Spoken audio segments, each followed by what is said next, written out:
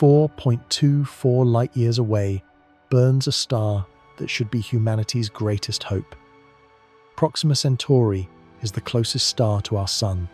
Every dream of interstellar travel, every vision of colonizing another world, every hope of reaching beyond our solar system points toward this cosmic neighbor.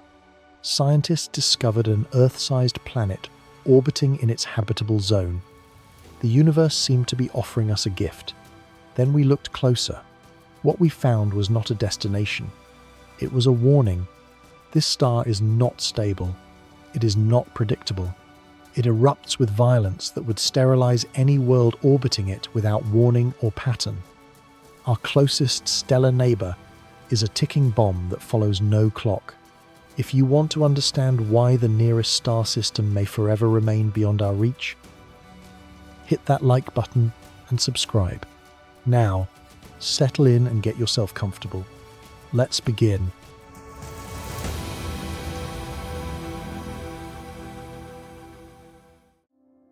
Look toward the constellation Centaurus on a clear southern hemisphere night. Hidden among the stellar tapestry burns a faint red ember so dim that ancient astronomers never noticed it existed. This inconspicuous point of light is Proxima Centauri, and it holds a position in our cosmic geography that should make it the most important star in human history. At 4.24 light-years from Earth, Proxima Centauri is the closest star to our solar system. No other stellar furnace burns closer to our Sun. If humanity ever develops the technology to reach another star system, this is where our first interstellar voyagers would arrive. The universe placed our nearest cosmic neighbor at a distance that seemed almost inviting compared to the vast gulf separating most stars. The distance of 4.24 light-years translates to approximately 40 trillion kilometers. Light itself, racing through the void at 300,000 kilometers per second, requires more than 4 years to complete the journey.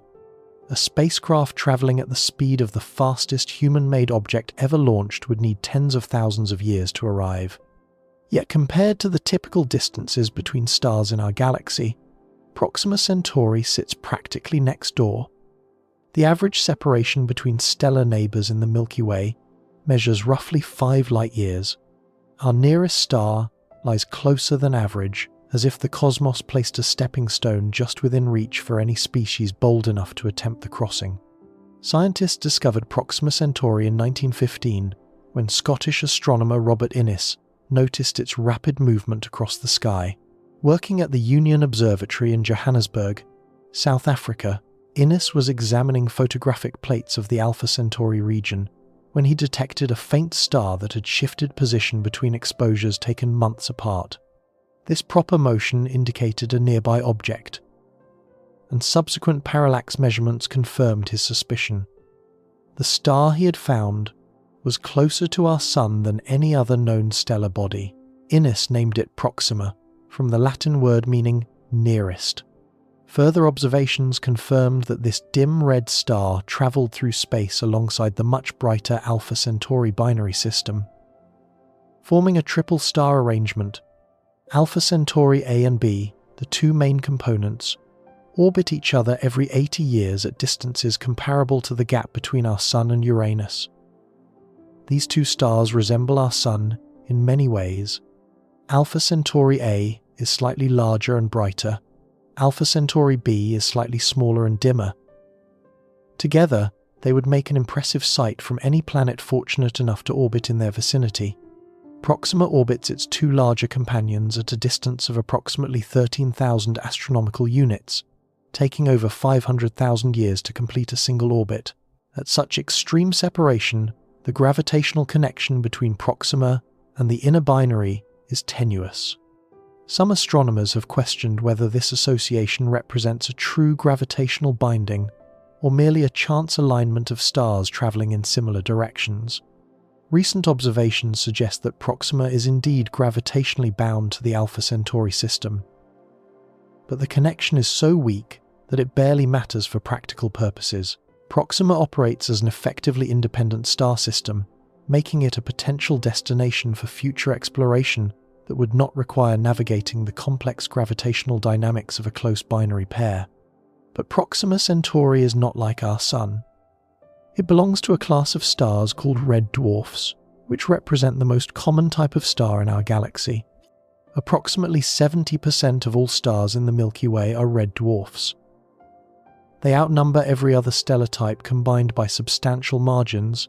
If you selected a star at random from our galaxy, you would most likely choose a red dwarf. These diminutive stellar furnaces burn so faintly that not a single one is visible to the naked eye from Earth, despite being the most numerous stars in existence. Every red dot you see in the night sky is actually a much larger, much more luminous star that merely appears reddish due to its temperature. True red dwarfs hide in the darkness, detectable only through telescopes.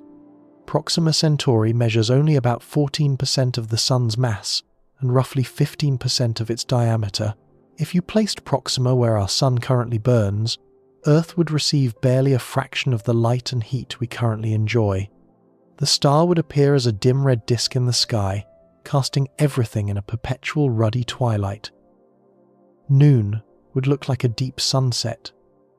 Plants adapted to our Sun's spectrum would struggle to photosynthesize. The star glows at a surface temperature of approximately 3,000 degrees Celsius, nearly half the temperature of our Sun's photosphere, which burns at roughly 5,500 degrees. This diminutive size creates the first hint of something deeply wrong with our nearest stellar neighbor. Red dwarfs are fully convective stars.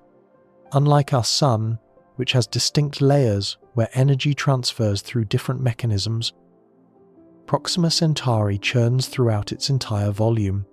Hot plasma rises from the core, reaches the surface, cools, and sinks back down in a continuous rolling boil that extends from the stellar center to the photosphere. This convective structure has profound consequences for magnetic field generation and stellar behavior that make red dwarfs fundamentally different from the stable star that warms our world. To understand why convection matters so much, consider how our Sun transfers energy from its fusion core to its surface. The innermost region, where hydrogen fuses into helium, generates tremendous heat at temperatures exceeding 15 million degrees. This energy radiates outward through the radiative zone, a thick layer comprising roughly 70% of the solar radius. In the radiative zone, energy travels as photons bouncing between particles in a random walk that takes hundreds of thousands of years to complete. Energy must transfer through radiation alone. Only in the outer 30% of the Sun does convection take over.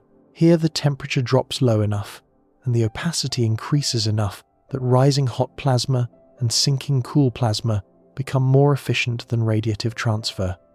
The solar surface displays this convection as granulation, a pattern of rising and falling cells, each roughly 1,000 kilometers across. These convective cells give the Sun its textured appearance when viewed through specialized solar telescopes. Our Sun generates its magnetic field through a process called the solar dynamo, which operates at the boundary between the radiative and convective zones. This boundary layer, called the tachocline, represents a region of extreme shear where the radiative zone rotates as a solid body, while the convective zone above rotates differentially, faster at the equator than at the poles. This shearing motion stretches and amplifies magnetic field lines, creating the organized magnetic structures that eventually rise through the convective zone to produce sunspots and active regions on the solar surface. The tachocline acts as an organizing principle for solar magnetism. Magnetic field lines generated at this boundary follow somewhat predictable patterns as they rise through the convective zone. Solar activity cycles last approximately 11 years, during which sunspot numbers rise and fall in a rhythm astronomers can forecast decades in advance. While the Sun does produce flares and coronal mass ejections, these events generally follow patterns related to the solar cycle. Flares occur most frequently during solar maximum, when sunspot numbers peak. They become rare during solar minimum when the solar surface appears relatively quiet. Proxima Centauri has no such organizing structure. Without a tachocline, its magnetic field generates throughout the entire convective volume in a chaotic, turbulent manner. The star lacks the radiative zone that creates organized shear in larger stars. From core to surface, Proxima churns in continuous convective motion. Magnetic field lines twist, tangle, and reconnect without the constraints that govern larger stars. The result is a stellar magnetic field that resembles a snarled ball of yarn constantly being pulled in every direction simultaneously.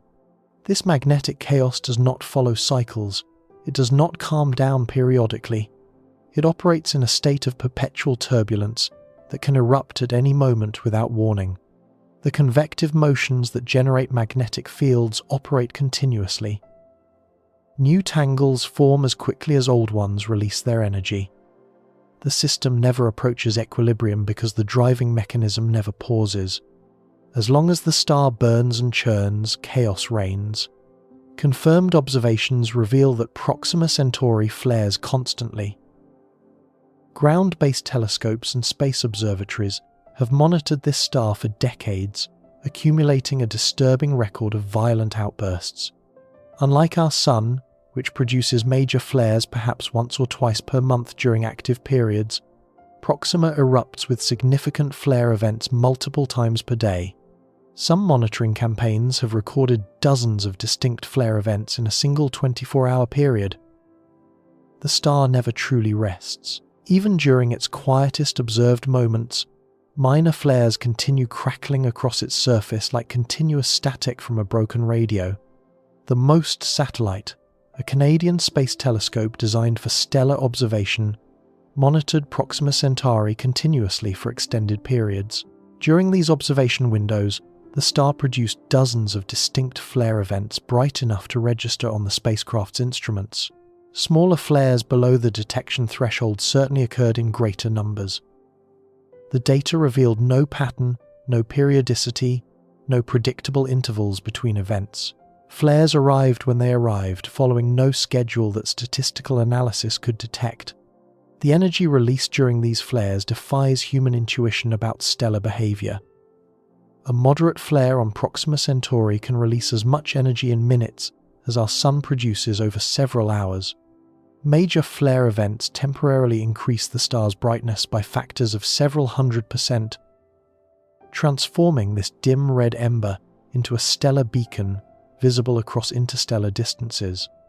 During the most intense flares, Proxima briefly becomes the brightest star in its local neighborhood, despite normally being invisible to naked-eye observers on Earth.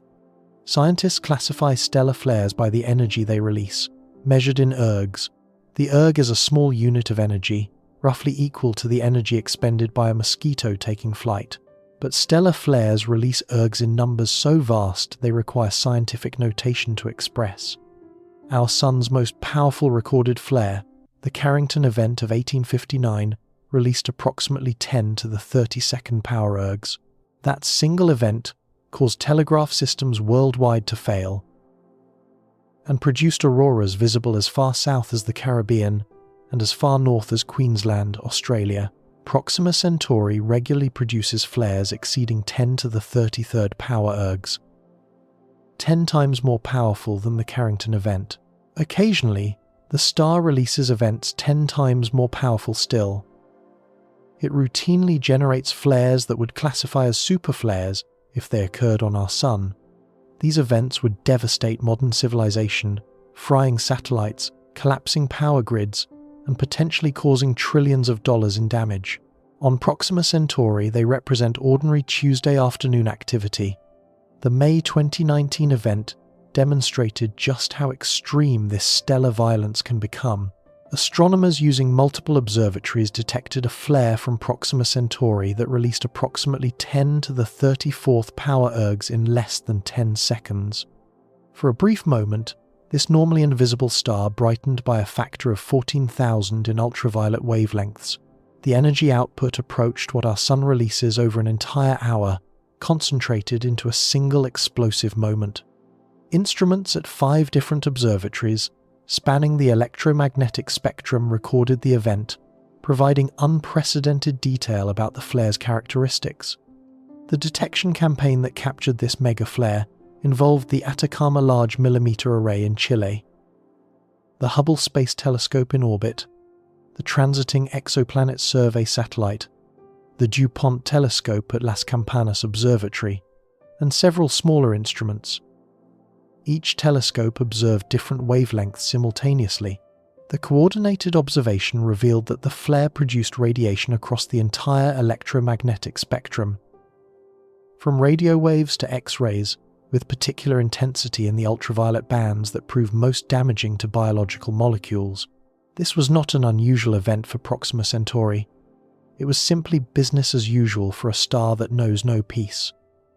The researchers who captured this mega flare noted that similar events likely occur regularly. Previous observations had simply missed them because no one had coordinated such comprehensive monitoring before. The star had been producing such violence throughout its existence, we had only just developed the capability to witness it properly. The radiation produced during these flares spans the entire electromagnetic spectrum, but concentrates particularly in the ultraviolet and X-ray wavelengths that prove most damaging to biological systems. During major flare events, Proxima Centauri's X-ray output increases by factors of several thousand. The quiescent X-ray luminosity of Proxima already exceeds our Sun's by significant margins relative to overall brightness. During flares, the star becomes a blazing X-ray source that would quickly prove fatal to any unprotected organism. Any planet orbiting this star receives periodic doses of high-energy radiation that would exceed the annual radiation exposure of astronauts aboard the International Space Station in a matter of minutes. The space station orbits within Earth's protective magnetic field, which deflects most harmful radiation. Astronauts still receive elevated radiation doses compared to people on Earth's surface. A major Proxima flare would deliver that annual dose in the time it takes to make a cup of coffee. The next flare might arrive before the coffee cooled. This brings us back to the real danger that makes Proxima Centauri fundamentally different from our Sun. The issue is not simply that this star produces powerful flares. Many stars do. The issue is that these flares occur without pattern, without warning, without any predictable rhythm that would allow preparation or protection. Solar physicists can forecast major solar storms days in advance by monitoring sunspot development and magnetic field configurations. Space weather prediction has become sophisticated enough that satellite operators receive warnings before significant solar events arrive. No such forecasting exists for Proxima Centauri because no such patterns exist. The star erupts when it erupts, following no schedule that human science has been able to detect. Decades of continuous monitoring have failed to reveal any periodic behavior in Proxima's flare activity. Astronomers have searched for cycles similar to the 11-year solar maximum, hoping to find windows of relative calm when the star might be safer for potential planetary life. They found nothing. The flare rate remains essentially constant year after year, decade after decade, with major events scattered randomly through time. Statistical analyses have searched for hidden periodicities, correlations with stellar rotation, connections to orbital mechanics.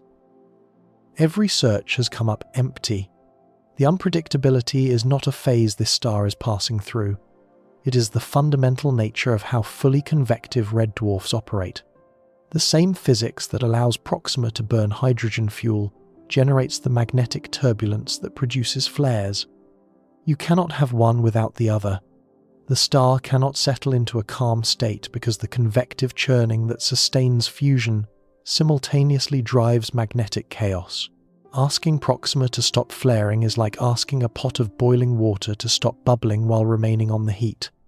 The magnetic field reversals that occur periodically on our Sun happen continuously and chaotically on Proxima Centauri.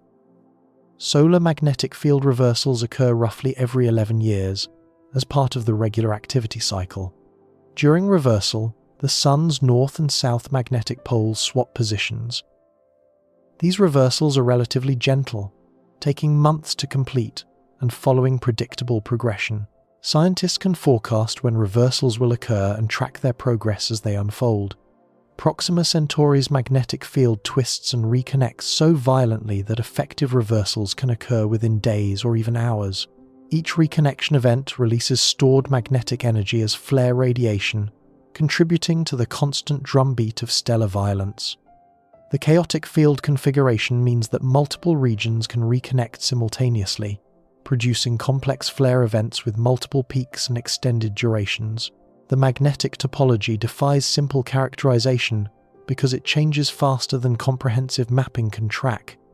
Understanding why this matters requires appreciating the difference between danger and unpredictable danger. A volcano that erupts on a regular schedule can be survived through planning and evacuation. Communities near such volcanoes develop warning systems, evacuation routes, and emergency protocols that save lives when eruptions occur. The danger is real, but manageable because its timing can be anticipated.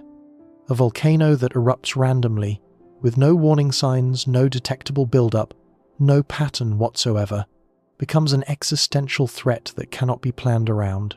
You cannot evacuate if you have no warning. You cannot build shelters if you do not know when to seek them.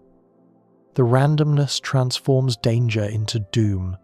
Proxima Centauri represents the stellar equivalent of a volcano that could erupt at any moment with enough force to sterilize its surroundings. The fully convective nature of red dwarfs creates another disturbing implication.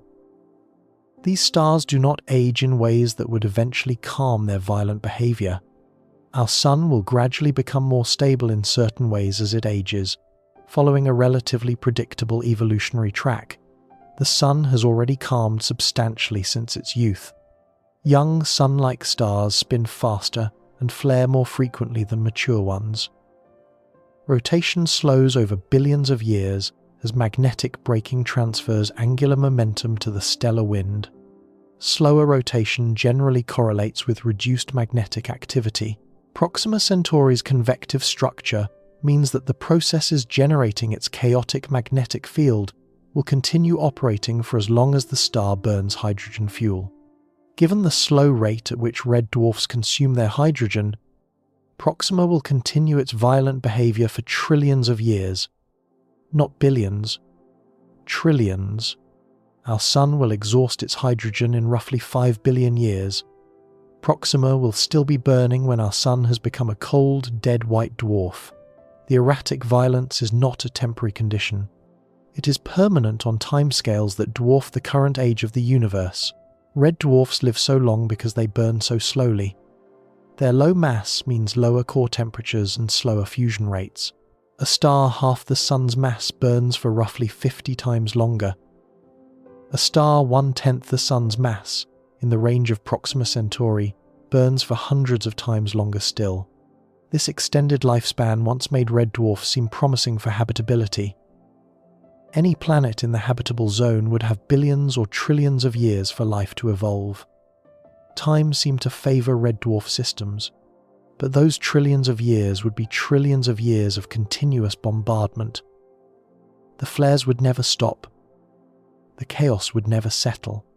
The violence would continue epoch after epoch, era after era, eon after eon, until the last hydrogen atoms fused and the star finally faded to darkness trillions of years hence.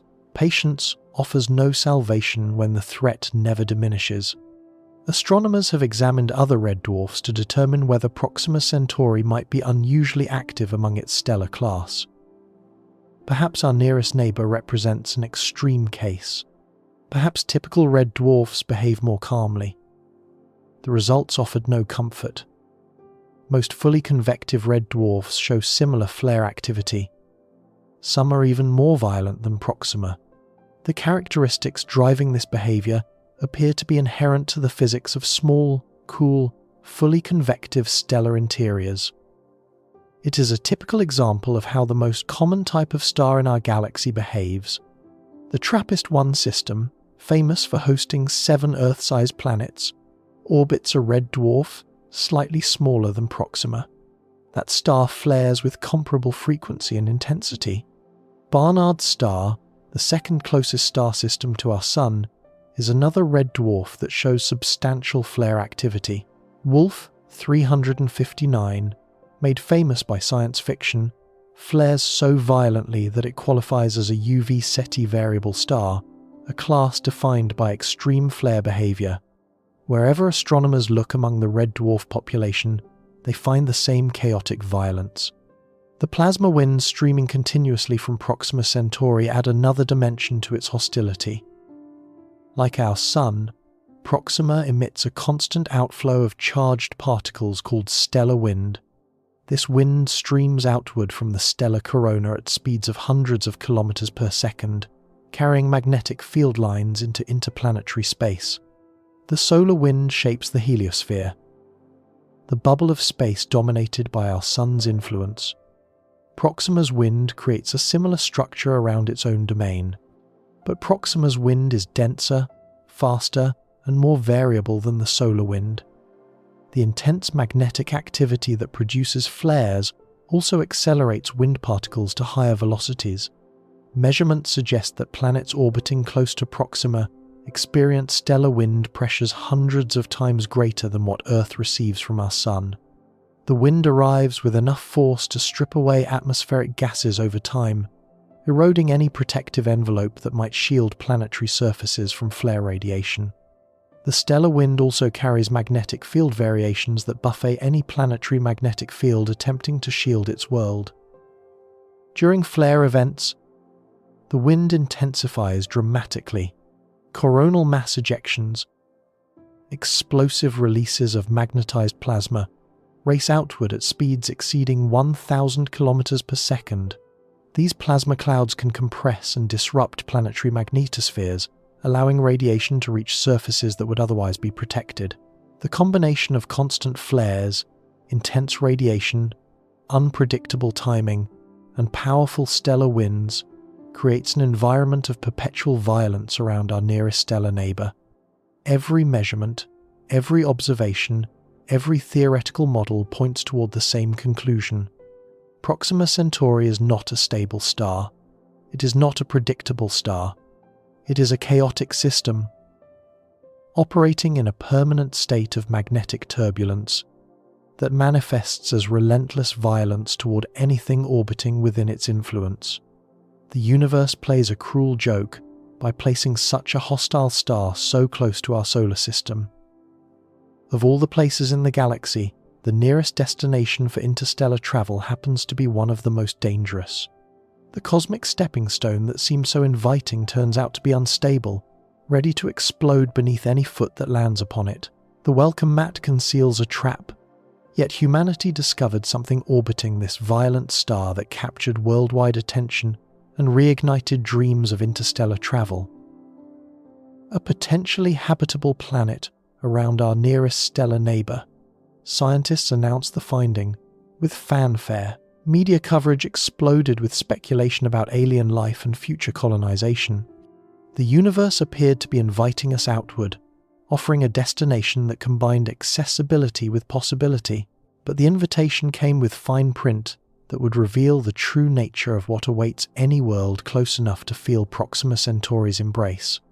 The planet that orbits our chaotic neighbor does not enjoy the safety of distance. It orbits so close that its year lasts less than 2 weeks. This proximity places it squarely in the zone where stellar violence does maximum damage. The gift was poisoned from the start. Understanding why requires examining what happens when an Earth-sized world tries to survive in the kill zone of an unpredictable star. August 24th, 2016 became a date that space enthusiasts marked as potentially transformative for human civilization. The European Southern Observatory called a press conference to announce a discovery that had been rumoured for weeks. Astronomers had detected an Earth-sized planet orbiting within the habitable zone of Proxima Centauri. The closest star to our Sun hosted a world that might support liquid water on its surface. Media coverage erupted across the globe with speculation about alien life and interstellar colonization. Headlines proclaimed the discovery of a second Earth practically next door. The scientific community responded with cautious excitement. After decades of searching for Earth-like exoplanets around distant stars, here was one orbiting the very nearest stellar neighbor. The convenience seemed almost cosmic in its timing. Humanity had just developed the technology to seriously consider interstellar probes, and the universe appeared to be offering a destination worth visiting. Research proposals multiplied. Funding discussions accelerated. The discovery of Proxima Centauri b seemed to validate every dream of reaching beyond our solar system. The detection came through painstaking radial velocity measurements, spanning years of careful observation. The technique exploits a fundamental principle of gravitational physics. When a planet orbits a star, it does not simply circle a stationary object. Both the planet and the star orbit their common center of mass. For a star much more massive than its planet, this center lies within the star itself, but not precisely at the stellar center. The star wobbles slightly as the planet tugs it back and forth through each orbit. Sensitive instruments can detect this wobble as shifts in the star's light spectrum. When the star moves toward Earth, its light compresses to shorter wavelengths. When it moves away, the light stretches to longer wavelengths. These Doppler shifts are tiny, measured in meters per second of stellar velocity, but modern spectrographs can detect them with remarkable precision. The HARPS instrument at the La Silla Observatory in Chile achieved the sensitivity needed to find Proxima b. The measurements revealed a planet with a minimum mass of approximately 1.3 Earth masses. The minimum qualifier exists because radial velocity measurements cannot determine the angle at which we view the planetary orbit. If we observe the system edge-on, we detect the full velocity amplitude and calculate the true mass. If we observe from above the orbital plane, we see no wobble at all. Most systems fall somewhere between these extremes, meaning the true mass likely exceeds the minimum by some unknown factor. Statistical arguments suggest Proxima b probably has a mass between 1 and 3 Earth masses. The orbital parameters told an even more compelling story. Proxima b orbits at a distance of roughly 7.5 million kilometers from its star. This places the planet squarely within the theoretical habitable zone, where liquid water could exist on a planetary surface. The habitable zone, sometimes called the Goldilocks zone, represents the range of distances where a planet receives enough stellar energy for water to remain liquid without boiling away or freezing solid. Initial excitement focused intensely on this habitable zone placement. Finding any planet in any habitable zone generates scientific interest. Finding an Earth-sized planet in the habitable zone of the nearest star seemed like winning a cosmic lottery. The probability of such a convenient arrangement appearing by chance seemed vanishingly small.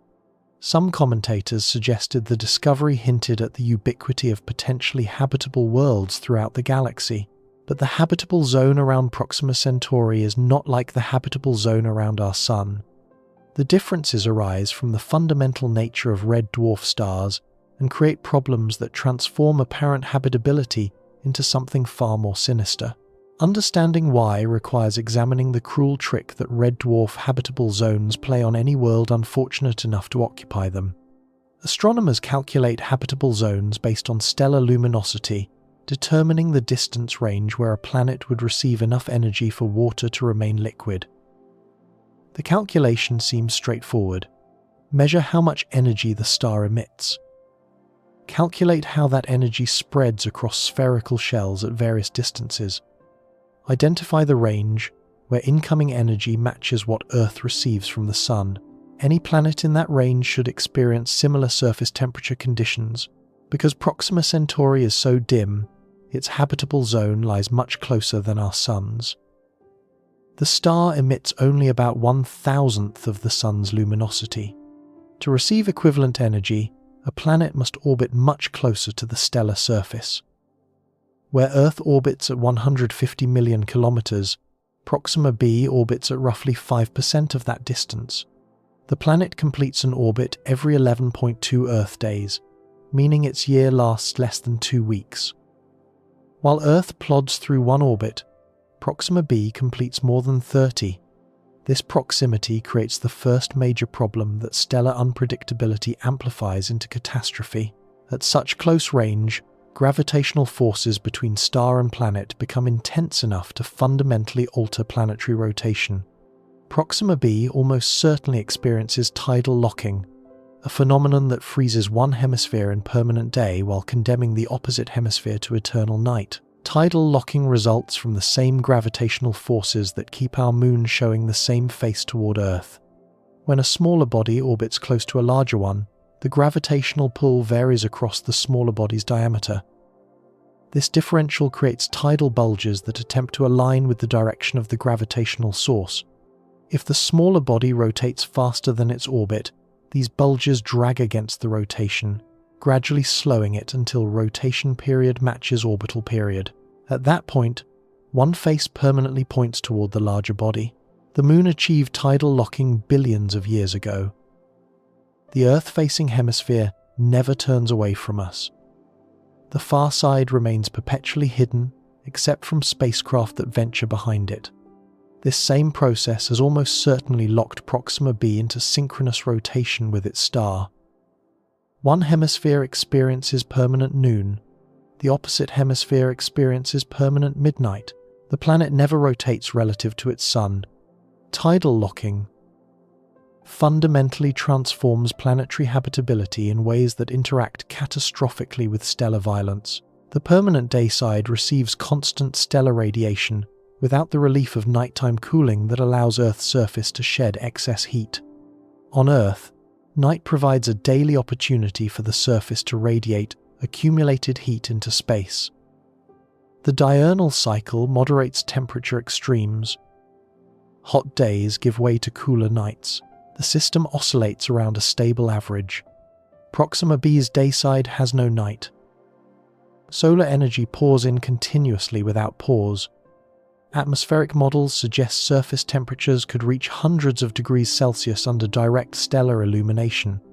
The exact temperature depends on atmospheric composition and circulation, but the general principle holds regardless of specific conditions. Continuous heating without cooling drives temperatures upward until some equilibrium establishes, likely at values far above what liquid water could tolerate. The permanent night side faces the opposite extreme. Without any incoming stellar energy, this hemisphere radiates heat into the void of space with nothing to replace what escapes. Temperatures could drop to hundreds of degrees below zero, comparable to conditions on the dark craters of Mercury's poles or the frozen surface of Pluto. Any atmosphere would tend to freeze out on the night side, condensing as ice and snow composed of gases that remain gaseous under Earth conditions. The only potentially habitable regions would exist along the terminator line, dividing day from night. This twilight zone circles the planet as a narrow band where the star hovers perpetually at the horizon. Temperatures in this region might allow liquid water to exist, warmed by oblique stellar rays but not roasted by direct overhead illumination. Some models suggest a ring of habitability encircling the planet at the day-night boundary. But this narrow habitable strip offers no refuge from stellar violence.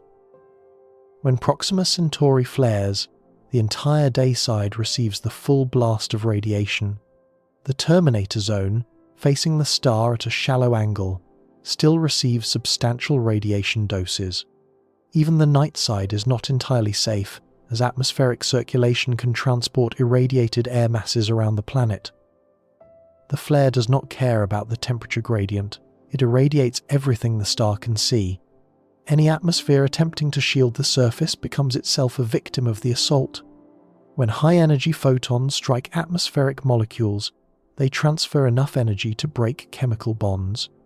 Ultraviolet radiation dissociates water vapor into hydrogen and oxygen. X-rays ionize nitrogen and oxygen, stripping away electrons and creating reactive species that drive further atmospheric chemistry. Each flare event strips away a little more of whatever protective gas envelope the planet might possess. The radiation doses delivered during major flare events would prove lethal to any life forms resembling Earth biology. Biologists measure radiation exposure in units called sieverts, which account for both the energy deposited and the biological damage caused. A dose of 1 sievert causes noticeable radiation sickness in humans. 5 sieverts is typically fatal without medical intervention. Background radiation on Earth delivers about 2 to 3 millisieverts per year. A single superflare from Proxima Centauri can deliver radiation equivalent to thousands of chest X-rays to any unprotected surface. This translates to doses measured in sieverts, not millisieverts. Such exposure would prove fatal to most known organisms. Proxima Centauri produces superflare events roughly once per year, with smaller but still damaging flares occurring daily. Any organism on the planet's surface would need to survive repeated exposure to radiation levels that exceed the lethal dose for most life forms. The cumulative effect matters as much as individual events. Even if organisms somehow survived individual flares, the constant bombardment would cause genetic damage faster than biological repair mechanisms could fix. DNA sustains damage continuously from background radiation on Earth, but repair enzymes usually fix the damage before it causes problems. The radiation environment around Proxima b would overwhelm these repair mechanisms, leading to runaway mutation accumulation and eventual cellular death. Researchers have attempted to model how atmospheres might survive this bombardment. Earth's atmosphere blocks most ultraviolet radiation, which is why surface life evolved without specialized UV protection until organisms ventured onto land.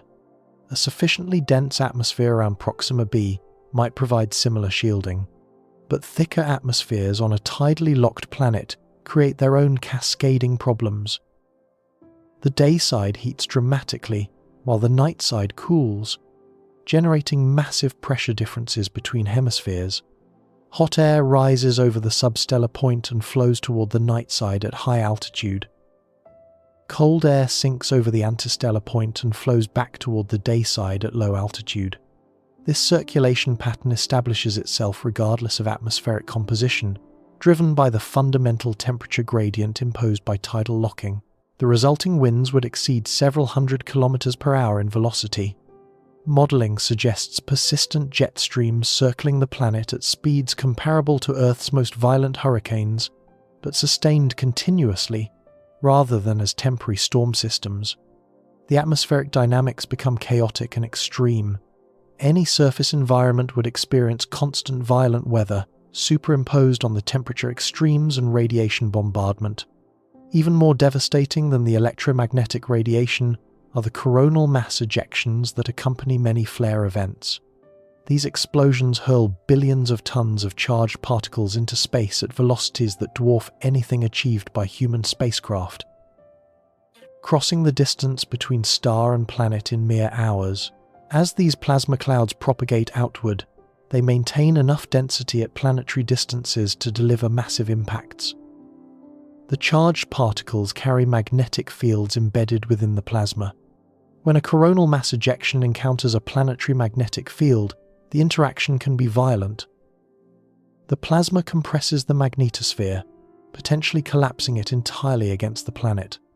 Particles stream directly into the upper atmosphere, along magnetic field lines or through regions where the magnetic shield has been breached.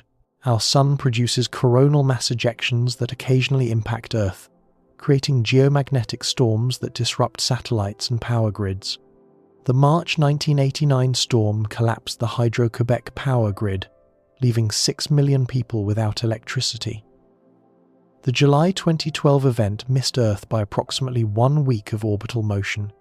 Had Earth been in the path of that plasma cloud, damage estimates suggested trillions of dollars in destroyed infrastructure. Earth's strong magnetic field and substantial orbital distance usually protect us from the worst effects. Our magnetosphere extends tens of thousands of kilometers into space, deflecting most incoming charged particles around the planet. The particles that do enter concentrate near the magnetic poles, producing auroras rather than surface radiation. Our distance from the Sun, 150 million kilometers, means coronal mass ejections have time to spread and weaken before arrival. Proxima b lacks both advantages. Its proximity to the star means coronal mass ejections arrive within hours of leaving the stellar surface.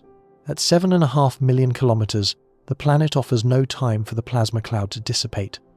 The coronal mass ejection arrives concentrated and violent, having crossed only 5% of the distance that solar ejecta must travel to reach Earth. The impact intensity scales accordingly. The compressed magnetic environment around a tidally locked planet may not provide effective shielding at all. Earth's magnetic field arises from convective motion in its liquid iron outer core. This convection is driven partly by Earth's rotation. A tidally locked planet rotates slowly, completing one rotation per orbit. Slower rotation produces weaker convective motion and correspondingly weaker magnetic field generation. Proxima b may possess only a fraction of Earth's magnetic field strength if it possesses a global field at all. Scientists have modeled the long-term effects of this bombardment on planetary magnetospheres. Even if Proxima b possessed an Earth-strength magnetic field when it formed, billions of years of coronal mass ejection impacts would have eroded it substantially. Each impact deposits energy into the magnetosphere that eventually dissipates. Repeated impacts can progressively weaken the field, especially if the planet's internal dynamo cannot regenerate field strength as fast as it degrades. The constant pressure of stellar wind compounds the problem. Between coronal mass ejection events, the stellar wind flows continuously outward from Proxima Centauri. This wind compresses the magnetosphere on the day side, while stretching it into a long tail on the night side. The configuration creates regions where charged particles can find paths into the upper atmosphere, regardless of magnetic field strength. The cusps near the magnetic poles allow direct particle access. The tail region permits particles to flow along field lines toward the planet. The atmospheric stripping process operates on timescales that matter for habitability. Calculations suggest that an Earth-like atmosphere around Proxima b would lose its entire inventory of atmospheric gases within several 100 million years. Different models yield different specific timescales, but all agree that atmospheric lifetimes are short compared to geological time. This is short enough that any atmosphere the planet possesses today would be a replacement, either from volcanic outgassing replenishing lost gases or comet impacts delivering new volatile materials. But replacement atmospheres face the same stripping forces that removed their predecessors. Volcanic outgassing could rebuild atmospheric pressure over millions of years, only to have the rebuilt atmosphere stripped away over the following hundreds of millions of years. The cycle might repeat indefinitely, with the planet oscillating between thin atmosphere and moderate atmosphere without ever maintaining the thick, protective envelope needed to shield its surface from radiation. Comet impacts provide another potential source of atmospheric replenishment. Comets contain substantial quantities of water ice, carbon dioxide ice, and other frozen volatiles. An impact delivers these materials to the planet, potentially building atmospheric pressure and delivering water for potential oceans. But the Proxima system likely contains fewer comets than our solar system given its lower total mass, and any delivered atmosphere would face the same stripping forces as atmospheres from other sources. This brings us back to the real danger that underlies every other problem Proxima b faces. All of these atmospheric dynamics, all of these magnetic field considerations, all of these models of stripping and replenishment depend on assumptions about flare timing and intensity. The models typically assume some average flare rate and average coronal mass ejection frequency. They calculate equilibrium conditions based on average inputs. But Proxima Centauri does not provide average inputs. It provides chaotic, unpredictable inputs that vary wildly from moment to moment. A model that assumes one superflare per year might work well for calculating long-term averages. It fails completely for predicting what happens next Tuesday. The next superflare could arrive tomorrow, or it could arrive in the next hour. No pattern exists to constrain the timing. No warning precedes the event. Even if Proxima b somehow maintained a substantial atmosphere, even if life somehow evolved to survive constant radiation exposure, even if organisms developed metabolisms that functioned in the extreme temperature gradients of a tidally locked world, they would face an enemy that cannot be prepared for.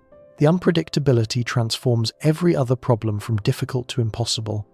Consider what this means for any hypothetical biosphere. Life on Earth has evolved in response to predictable environmental changes. Day and night cycles provide a rhythm that organisms exploit through circadian biology. Seasonal variations drive migration patterns, hibernation cycles, and reproductive timing. Periodic ice ages and warm periods shape evolution over longer timescales. Organisms adapt to challenges they can anticipate on evolutionary timescales because the challenges follow patterns. Proxima b offers no such predictability. The radiation environment changes dramatically within minutes during flare events, then returns to baseline just as quickly. An organism basking in normal conditions might suddenly experience lethal radiation doses without warning, then face normal conditions again an hour later. Evolution cannot prepare organisms for conditions that vary chaotically across timescales, too short for adaptation. Natural selection requires consistent selective pressure to shape organisms toward fitness. Random variations select for nothing except perhaps generalized hardiness. The biochemistry of any surface life would face impossible demands. Radiation damages biological molecules through multiple mechanisms. It breaks DNA strands. It generates reactive oxygen species that damage proteins. It ionizes cellular water, creating chemically active fragments that attack nearby molecules. Earth organisms have evolved repair mechanisms that handle background radiation levels. These mechanisms work continuously, fixing damage as it occurs. Surface life on Proxima b would require repair mechanisms operating at vastly accelerated rates during flare events, then returning to normal operation afterward. The metabolic cost of maintaining such systems would be enormous. The organisms would need to detect flare onset and upregulate repair pathways within minutes. They would need to survive radiation doses lethal to Earth life, while maintaining other metabolic functions. And they would need to do this without any evolutionary preparation, since the timing of flare events follows no learnable pattern. The search for biosignatures on Proxima b continues because astronomers correctly note that we cannot rule out unusual life forms adapted to extreme conditions. Extremophile organisms on Earth survive in radiation environments, high temperatures, and toxic chemical conditions that would kill most life. The bacterium Deinococcus radiodurans survives radiation doses thousands of times higher than lethal doses for humans.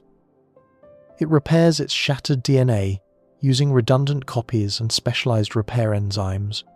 Perhaps life around Proxima Centauri would be similarly remarkable. These possibilities remain open pending future observations. The James Webb Space Telescope and future extremely large telescopes may eventually detect atmospheric signatures from Proxima b. Any detection of biosignature gases would revolutionize our understanding of life in the universe.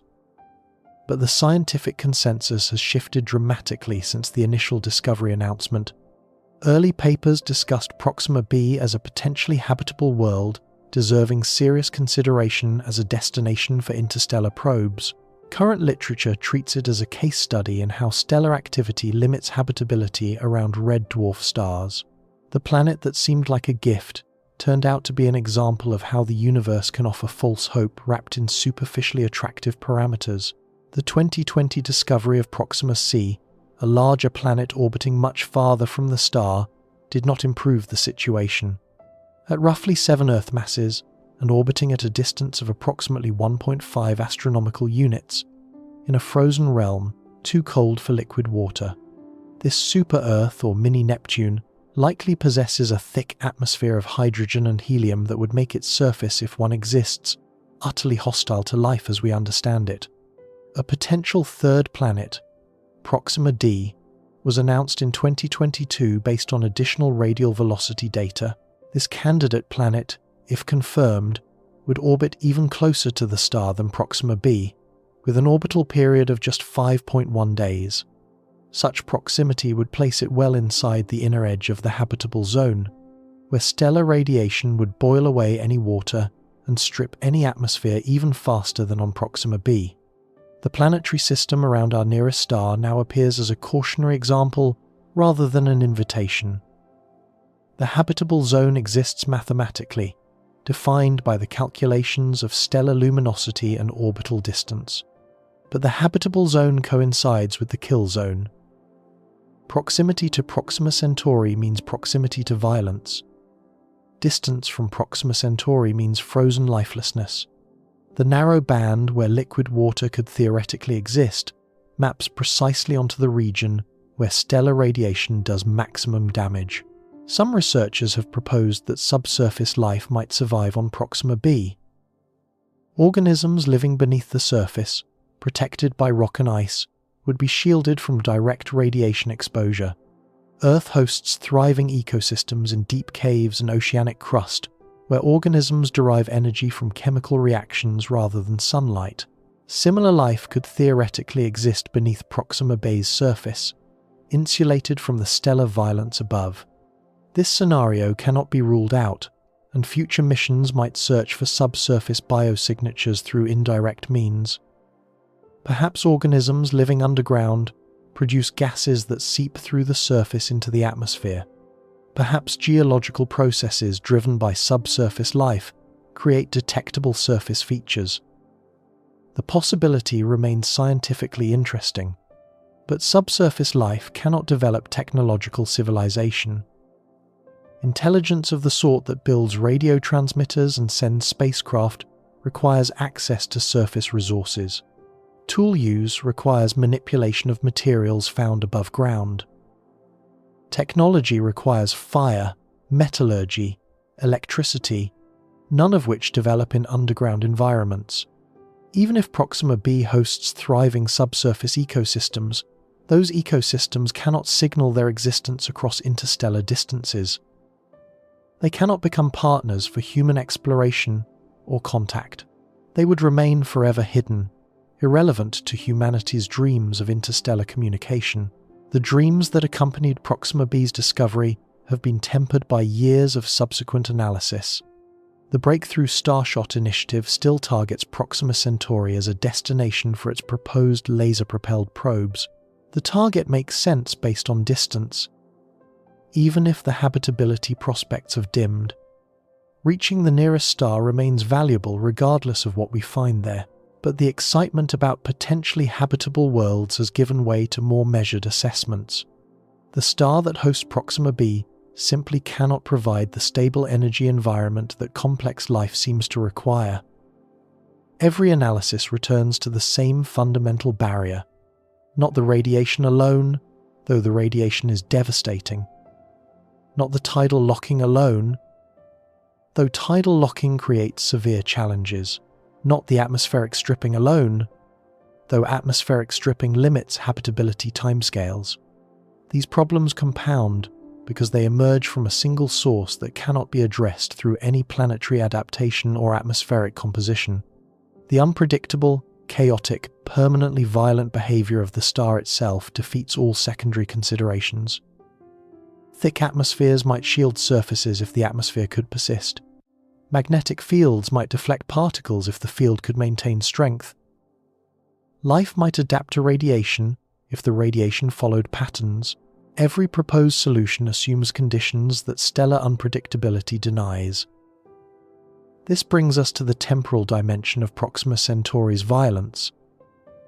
The chaos is not a phase. It is not a temporary condition that planetary life might wait out. The star has behaved this way for billions of years and will continue for trillions more. Understanding the timescales involved reveals why no amount of patience, no evolutionary strategy, no geological waiting period will ever make this system safe. Time itself serves as the enemy when the threat never diminishes. Proxima Centauri has burned for approximately 4.85 billion years. This age makes it roughly contemporaneous with our Sun, both stars having formed from the primordial material of our local galactic neighborhood during a period of active star formation nearly 5 billion years ago. The molecular cloud that collapsed to form our solar system also spawned the Alpha Centauri triple system, including the small red dwarf that would eventually become humanity's closest stellar neighbor. These sibling stars share a common origin, a common age, and a common journey through galactic space. 4.85 billion years represents a span of time that challenges human comprehension. Written out fully, the number exceeds 4,800,000,000 years. During this interval, the Earth formed from a disk of gas and dust orbiting the young Sun. The Moon coalesced from debris ejected by a massive planetary collision. The first oceans condensed from volcanic outgassing and cometary impacts. Life emerged from primordial chemistry and began its long evolutionary journey. Single cells gave rise to multicellular organisms. Fish crawled onto land. Dinosaurs ruled for over 160 million years. Mammals inherited the Earth after an asteroid impact cleared the evolutionary stage. Primates descended from trees. Humans developed language, agriculture, civilization, and eventually the technology to detect planets around other stars. This entire saga of terrestrial history unfolded while Proxima Centauri burned. The star witnessed every moment of Earth's transformation, from molten rock to living world, though of course the star witnessed nothing, being merely a ball of churning plasma without consciousness or intent. The point is that time on these scales accomplishes remarkable transformations. Time heals. Time builds. Time allows complexity to emerge from simplicity. Given enough time, the universe creates wonders. Time does not heal Proxima Centauri. The star has been violent for nearly 5 billion years and shows no indication of calming. Every observation, every measurement, every theoretical model confirms that this stellar violence represents the star's permanent state rather than a passing phase. Understanding why requires examining how red dwarf stars differ from Sun-like stars in their evolutionary trajectories. Our Sun has changed substantially over its lifetime. When the solar system formed 4.6 billion years ago, the young Sun burned approximately 30% dimmer than it does today. This faint young Sun paradox puzzled scientists for decades because liquid water apparently existed on early Earth despite the reduced solar luminosity.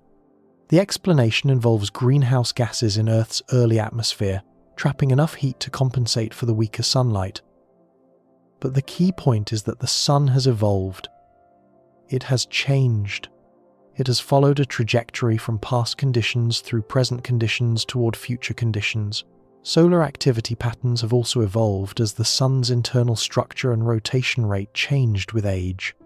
Young Sun-like stars rotate rapidly, completing rotations in just a few days compared to the current solar rotation period of approximately 25 days at the equator. Rapid rotation drives vigorous magnetic activity. Young stars flare frequently and intensely. They produce powerful stellar winds that strip atmospheres from close-in planets. They behave, in short, somewhat like Proxima Centauri behaves today. But Sun-like stars calm down with age. As magnetic braking transfers angular momentum from the star to the stellar wind, rotation slows. Slower rotation produces less vigorous convection. Less vigorous convection generates weaker magnetic fields. The current 11-year solar activity cycle represents a mature solar behavior that differs markedly from the more chaotic activity of the young Sun. Our star has settled into a relatively peaceful middle age. This settling process took hundreds of millions to over 1 billion years. The young Sun was substantially more active than the mature Sun we observe today. Earth's early history occurred under a more violent stellar regime than currently exists. Life emerged and survived despite this early violence, though the intensity of young solar activity may have influenced the pace and pattern of early evolution. The important point is that the violence eventually diminished. The Sun calmed. Conditions improved. Red dwarf stars follow a fundamentally different evolutionary path. Their fully convective structure means the entire stellar volume churns continuously, with hot plasma rising from fusion regions and cool plasma sinking back down in an endless cycle. Unlike larger stars with distinct internal layers, red dwarfs mix thoroughly from core to surface. This seemingly simple difference has profound consequences for both stellar longevity and stellar violence. This thorough mixing has a remarkable consequence for stellar longevity. In stars like our Sun, only the core participates in fusion. The hydrogen fuel in the core gradually depletes, while hydrogen in the outer layers remains unused. When the core exhausts its hydrogen supply, the star must restructure itself, eventually swelling into a red giant as it begins fusing hydrogen in a shell around the spent core. Our Sun will reach this stage in approximately 5 billion years. Red dwarfs never face this limitation. Their convective mixing continuously replenishes the fusion regions with fresh hydrogen from throughout the stellar volume. The star can burn its entire hydrogen inventory rather than just the fraction contained in a distinct core. This extends the stellar lifetime dramatically. Proxima Centauri will continue burning hydrogen for approximately 4 trillion years, a span so vast it exceeds our Sun's total lifetime by a factor of 400. Long after every Sun-like star currently burning has exhausted its fuel and died, Proxima will still be shining. This extraordinary longevity once made red dwarf habitable zones seem promising for the development of life. Any planet in the habitable zone would have essentially unlimited time for life to evolve and develop. Where Earth has had roughly 4 billion years, planets around red dwarfs might have trillions of years.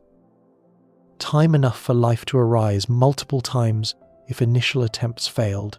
Time enough for evolution to explore vast regions of biological possibility space. Time enough for intelligence to develop, build civilizations, and reach for the stars. But this extended lifetime does not mean extended peace. The magnetic dynamo, processes driving Proxima's violent behavior, do not diminish with age because they arise from the convective motions themselves.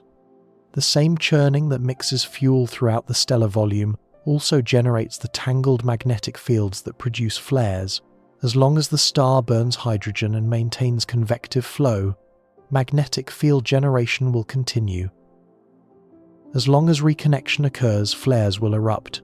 The physics creating stellar violence are the same physics, allowing the star to shine. They cannot be separated. You cannot have a convective red dwarf without magnetic chaos. You cannot have magnetic chaos without flares. The traits that grant these stars their remarkable longevity are the same traits that make them permanently dangerous. The extended lifetime is not a feature that benefits potential life. It is an extended sentence of bombardment that no adaptation can outlast. Astronomers have studied red dwarfs at various ages to determine whether magnetic activity decreases over stellar lifetimes. If younger red dwarfs flare more frequently than older ones, there might be hope that Proxima will eventually calm down. Observations of red dwarfs in stellar clusters of known ages provide data for this analysis. Clusters form when molecular clouds collapse and fragment, producing stars of similar age and composition. By observing clusters of different ages, astronomers can track how stellar properties change over time. The results offer no comfort. While some studies show modest decreases in average activity levels for the oldest red dwarfs, most fully convective red dwarfs maintain substantial flare activity throughout their hydrogen-burning phase. The decrease, where observed, is not enough to transform a violently flaring star into a stable one. Even the calmest ancient red dwarfs still produce flare rates that would devastate any planetary biosphere. Proxima Centauri itself shows no signs of calming down. Observations spanning more than 70 years, from the 1950s through the present day, reveal consistent flare rates without any detectable long-term trend toward stability. The star flared vigorously when astronomers first began systematic monitoring. It flares vigorously today. Nothing in the observational record suggests improvement. Nothing in theoretical models predicts improvement. The star will flare for trillions of years. The temporal nature of Proxima's violence creates an insurmountable problem for any habitability scenario that relies on waiting for better conditions. Unlike the Sun, which offered improving conditions after its turbulent youth, Proxima offers no such prospect. Even if life somehow established itself on Proxima b during a lucky interval between major flares, it would face billions of years of continued bombardment with no prospect of relief. The superflares that occur roughly annually would continue occurring. Each one would deliver potentially sterilizing radiation to exposed surfaces. The daily smaller flares would persist, maintaining constant elevated radiation levels between major events. The coronal mass ejections would keep stripping atmosphere and bombarding surfaces with charged particles.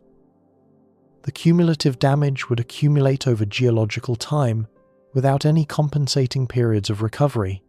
The May 2019 megaflare, documented by coordinated multi-wavelength observations, was not unprecedented. Archival observations reveal similar events occurring irregularly throughout the decades of monitoring. Subsequent monitoring campaigns have recorded comparable megaflares, confirming that such events represent routine stellar behavior rather than exceptional occurrences. Historical records from the late 20th century document multiple superflare events per decade scattered through observational logs. The distribution appears random, with no predictable interval between major events. Some years see multiple megaflares. Other years see none that happen to be caught by observing campaigns. The underlying rate appears roughly constant, with detection depending more on observational coverage than on actual flare occurrence. Scientists have attempted to identify precursor signatures that might provide warning before major flares erupt. On our Sun, large flares often follow the development of complex sunspot groups visible days in advance. Active regions build up magnetic energy over periods of hours to days before releasing it in flare events. Solar physicists monitor these regions using dedicated observatories, developing forecasts that, while imperfect, provide hours to days of warning before major events. The Space Weather Prediction Center issues alerts when solar conditions suggest elevated flare probability. Satellite operators can take protective measures. Power grid managers can prepare for possible geomagnetic disturbances. Astronauts can shelter in the most protected areas of spacecraft. The warnings are not perfectly reliable, but they provide valuable preparation time for the most significant events. No such forecasting has proven possible for Proxima Centauri. The star lacks the organized magnetic structures that produce identifiable precursor signatures. Its surface does not display stable active regions that grow and evolve over observable timescales. Magnetic energy builds and releases throughout the stellar surface, in patterns too chaotic to track. The flares emerge from conditions that exist constantly, rather than from configurations that develop gradually. Observational campaigns have searched specifically for precursor signatures. Astronomers have monitored Proxima continuously for extended periods, looking for any detectable changes in stellar brightness, spectrum, or activity level that precede major flares. They have found nothing reliable. Some hints of possible correlations have emerged from statistical analysis, but nothing robust enough to form the basis for forecasting. The star simply erupts without warning. This unpredictability extends across all timescales that matter for planetary survival. On human timescales of hours to days, there is no warning before individual flare events. Any human visiting Proxima b could not know whether the next minute would bring lethal radiation or continued calm. The uncertainty would persist every moment of every day throughout any visit. On evolutionary timescales of millions to billions of years, there is no prospect of conditions improving. Life cannot adapt to threats that never diminish. Evolution works by selecting organisms better suited to their environment. But when the environment remains consistently hostile, with no trend toward improvement, natural selection can only maintain defenses against the existing threat level.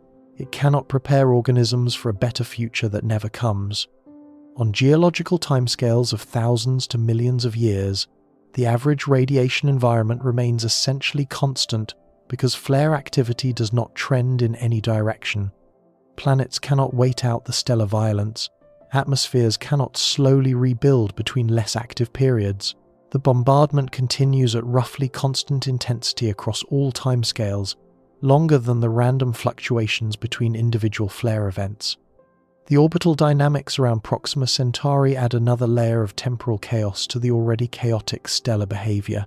Proxima b's 11.2-day orbit means the planet completes over 30 orbits during the time Earth completes one circuit around our Sun. This rapid orbital period affects how radiation doses accumulate and how planetary systems respond to stellar variability. The planet repeatedly passes through the same spatial regions where coronal mass ejections propagate outward from the star. The stellar wind shapes a complex three-dimensional structure around Proxima, with varying density and velocity in different directions.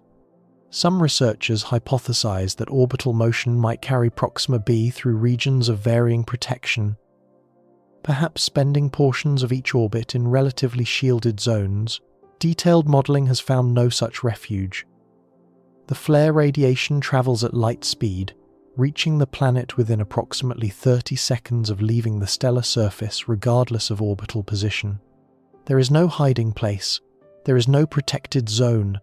The planet's rapid orbit carries it in continuous circles through a radiation environment that can turn lethal without warning at any point in the orbital path. Coronal mass ejections take longer to arrive, travelling at roughly 1,000 kilometers per second rather than at light speed. The planet's orbit carries it through positions that vary relative to ejection trajectories. But the short orbital period means that any coronal mass ejection launched toward the planet's orbital path will likely impact the planet somewhere along its orbit. The geometry provides no consistent protection. Orbital resonances might theoretically amplify or moderate certain effects. If flares or coronal mass ejections occurred at regular intervals related to the orbital period, the planet might consistently occupy favourable or unfavourable positions. But no such regularity exists. The random timing of stellar events distributes impacts uniformly around the orbit over time. Statistical analysis finds no correlation between orbital phase and flare occurrence. Some researchers have explored whether Proxima b might be protected during portions of its orbit by interactions with the stellar wind. The dynamic pressure of the wind varies with distance and direction from the star. Perhaps the planet spends part of each orbit in the stellar wind shadow of some structure, or in a region where wind density drops below harmful levels. These hopes have not survived detailed analysis. The stellar wind flows outward in all directions, creating no persistent shadows at the orbital distance of Proxima b. The wind density varies with stellar activity, increasing during flare events when protection would be most needed. The orbital timescale of days provides no meaningful protection against events that occur on minute-to-hour timescales. No matter how advanced technology becomes, temporal chaos defeats planning. The fundamental problem is not engineering difficulty but logical impossibility. You cannot prepare for events you cannot predict. You cannot shelter in time if you receive no warning. You cannot build systems robust against unknown maximum loads. Imagine a future civilization establishing a research outpost on Proxima b's surface. They could deploy orbital sensors positioned closer to the star to provide early warning of flare onset. They could develop evacuation protocols and emergency procedures refined through extensive simulation. None of these preparations would matter when a superflare arrives without detectable warning. The sensors might catch the first photons of the flare itself, providing at best 30 seconds of notice. In 30 seconds, humans cannot reach shelters from distant locations. Equipment cannot be powered down and protected. Experiments cannot be secured. The first sign of a major event would be its arrival, followed immediately by its effects. Any personnel on the surface at that moment would receive lethal radiation doses before reaching shelter. The only fully effective protection would be permanent residence in underground bunkers, with surface exposure limited to exactly 0. Any surface activity would represent gambling with lethal odds. Step outside, and you risk being caught by a superflare during the minutes or hours of exposure. The bet might pay off dozens or hundreds of times before a flare arrives during an exposure window. But eventually, statistics would catch up. Someone would be on the surface when a mega flare erupted. Such an existence hardly qualifies as colonization in any meaningful sense. Living permanently underground to avoid random lethal events from an unpredictable star represents survival, not habitation. It represents imprisonment in self-built cells, never seeing the alien sky, never walking beneath the red sun, never experiencing the world except through remote sensors and armored windows. The temporal chaos makes the surface environment fundamentally hostile, regardless of how advanced the sheltering technology becomes. Climate modeling for Proxima b reveals additional temporal instabilities arising from the flare activity. Planetary climate depends on energy balance between incoming stellar radiation and outgoing thermal radiation to space. On Earth, this balance maintains relatively stable average temperatures, with variations driven by orbital cycles, volcanic activity, and atmospheric composition changes. Each major flare dumps enormous energy into Proxima b's upper atmosphere. Ultraviolet and X-ray photons are absorbed at high altitudes, heating the gas dramatically. This thermal pulse propagates downward through the atmosphere, affecting surface conditions hours to days after the flare event itself. The atmosphere bloats as it heats, increasing its cross-section for further radiation absorption. But before thermal equilibrium can establish itself, another flare arrives, adding a new thermal pulse to the still disturbed system. Each flare kicks it further from equilibrium. Each kick arrives before recovery from the previous kick completes. The atmosphere exists in a state of constant perturbation, never settling into stable circulation patterns. On Earth, climate operates through feedback mechanisms that maintain relative stability over human-relevant timescales. The ice albedo feedback reflects incoming sunlight from frozen surfaces, cooling the planet when ice cover expands and warming it when ice retreats. The carbon cycle transfers carbon dioxide between atmosphere, ocean, and rocks over timescales of thousands to millions of years. The water vapor feedback amplifies warming, because warmer atmospheres hold more water vapor, which traps more heat. These feedbacks create oscillations around equilibrium states. Ice ages come and go on roughly 100,000-year cycles driven by orbital variations. Greenhouse excursions and glacial periods punctuate Earth history, but the system remains bounded, preventing runaway conditions that would sterilize the planet. The constant flare bombardment on Proxima b would overwhelm such feedback mechanisms. External energy input varies so dramatically and randomly that internal feedbacks cannot stabilize conditions. The climate becomes as chaotic as the stellar input driving it. No equilibrium exists to oscillate around because the forcing function never settles into any pattern. The photochemistry of any atmosphere around Proxima b would face similar instability. Atmospheric molecules break apart under ultraviolet radiation. Chemical reactions rebuild them. On Earth, these photochemical processes reach equilibrium states that persist for geological timescales. Oxygen maintains a relatively constant atmospheric fraction despite continuous biological production and chemical consumption. Ozone forms a protective layer at specific altitudes where production and destruction balance. On Proxima b, the varying radiation environment would prevent photochemical equilibrium. Each flare event would drive a burst of molecular destruction, followed by chemical rebuilding during the calmer intervals. But the intervals would never last long enough for complete rebuilding. The atmosphere would exist in constant chemical flux, with composition varying in response to recent flare history rather than settling into stable values. Water vapor in a hypothetical Proxima b atmosphere would face particular challenges. Ultraviolet radiation splits water molecules into hydrogen and oxygen through photolysis. The hydrogen atoms, being extremely light, can escape the planet's gravity if they reach sufficient altitude with sufficient velocity. Each split water molecule that loses its hydrogen to space represents permanent water loss from the planetary inventory. The oxygen left behind reacts with surface materials or other atmospheric compounds rather than accumulating. Iron-rich rocks oxidize. Carbon compounds form carbon dioxide. The oxygen disappears into chemical sinks while the hydrogen escapes to space. The net effect is irreversible water loss. This water loss process operates continuously on any world receiving substantial ultraviolet radiation. Earth loses water through this mechanism, but slowly enough that geological processes replenish the loss over planetary timescales. Venus lost its water through runaway photolysis, when a hot early climate placed abundant water vapor in the upper atmosphere. Proxima's frequent flares dramatically accelerate the water loss process.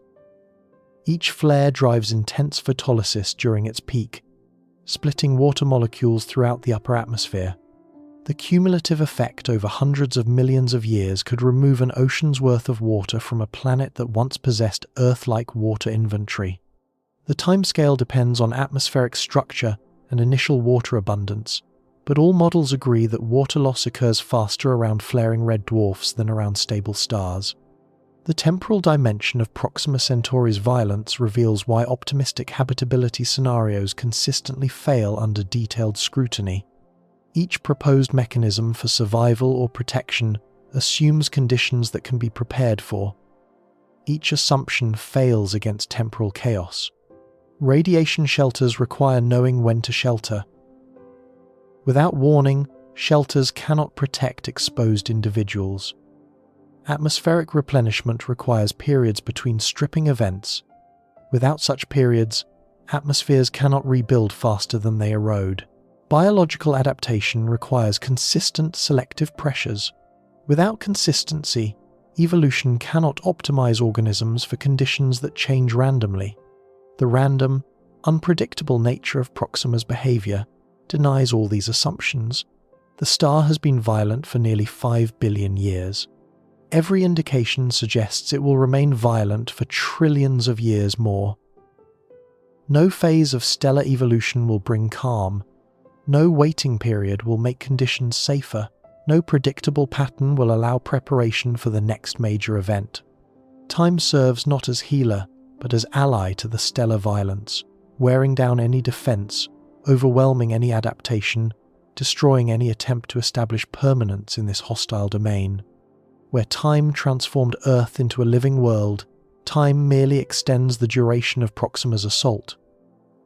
The trillions of years of stellar lifetime represent trillions of years of bombardment with no prospect of relief. This temporal reality forces a confrontation with human hopes for interstellar expansion. Proxima Centauri is our closest stellar neighbour. Every dream of reaching another star system, every plan for interstellar probes, every vision of humanity spreading among the stars begins with this nearest destination. If this star proves fundamentally unsuitable for any form of sustained presence, what does that mean for the broader project of interstellar civilization? The answer requires examining not just the scientific facts about Proxima Centauri, but the implications of those facts for humanity's cosmic ambitions, the technological proposals for reaching our nearest stellar neighbour, the terraforming dreams that captured public imagination, the limits of what any technology could achieve against an unpredictable star, and ultimately, what stellar chaos means for the possibility of interstellar colonization itself. Humanity has dreamed of reaching the stars for as long as we have understood what stars are. Ancient Polynesians navigated vast Pacific distances using stellar positions as guides, treating the night sky as a map to distant lands. Greek philosophers debated whether the points of light above represented divine fire or distant suns. Medieval scholars wondered if other worlds circled those celestial beacons. The moment humans grasped that stars were suns like our own, the question became inevitable. Could we ever visit them? Science fiction crystallized these dreams into narrative form. From Jules Verne's lunar voyages to the starships of modern space opera, storytellers have imagined humanity spreading among the stars.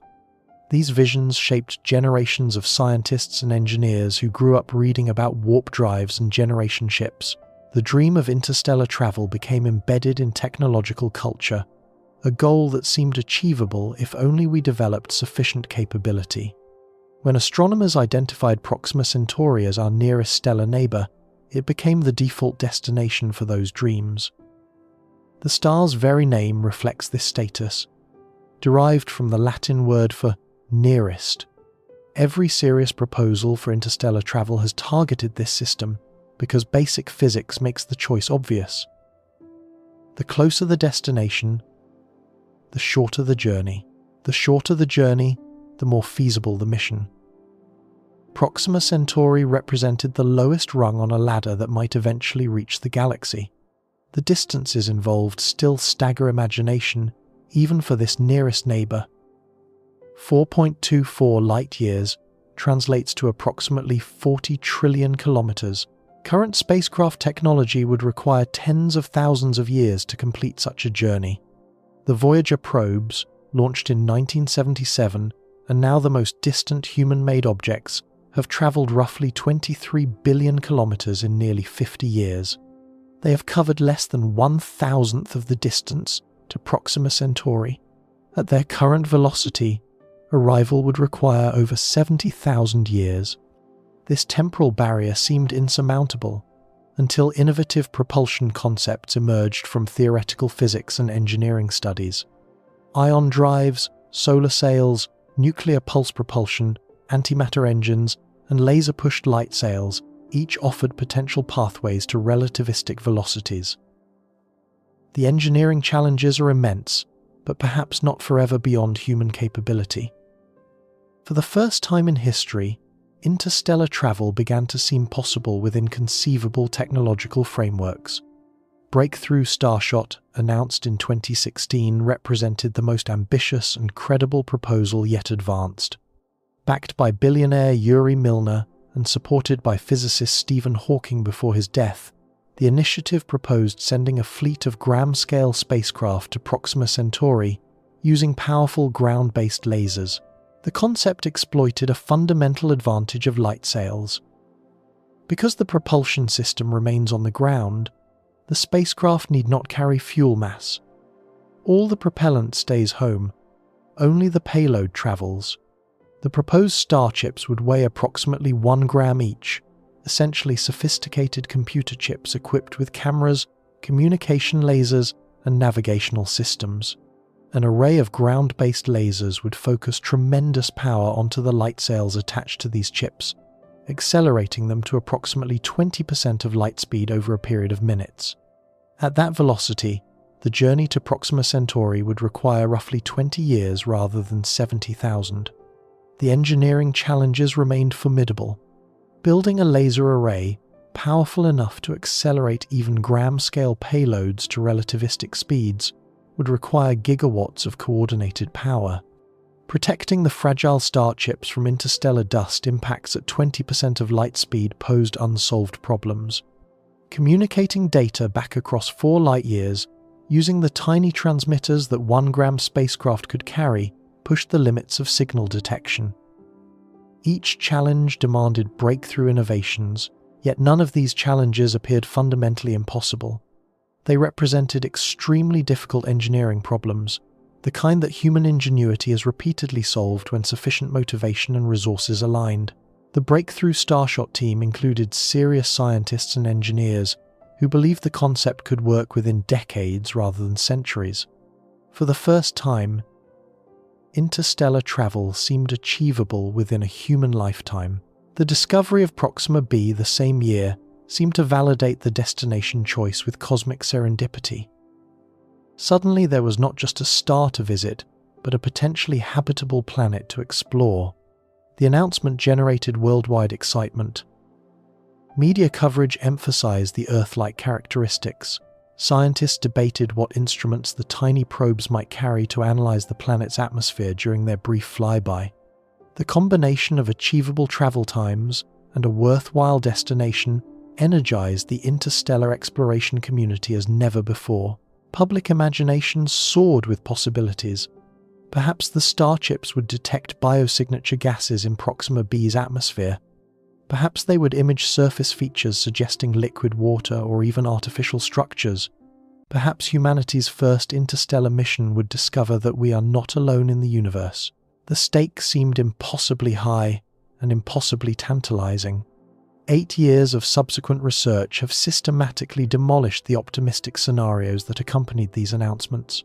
The accumulated evidence regarding Proxima Centauri's behavior has transformed scientific assessment of the mission's value and the destination's promise. The star that seemed to offer humanity's best chance for interstellar success now appears as a warning about cosmic hostility. The star's violent behavior makes sustained observation difficult, even from probe distances. Spacecraft arriving in the Proxima Centauri system after their 20-year journey would enter a radiation environment unlike anything human technology has confronted. The constant flaring would bombard electronic systems with energetic particles capable of flipping bits in computer memory and degrading sensor performance. The periodic superflares would deliver radiation doses that could destroy unshielded electronics entirely. Radiation hardening techniques exist for spacecraft operating in Earth orbit and the inner solar system. These techniques add mass and complexity while reducing capability. The gram-scale star chips that make laser propulsion feasible cannot accommodate significant radiation shielding. They would arrive at Proxima Centauri, essentially naked to whatever stellar conditions happen to prevail during their brief flyby.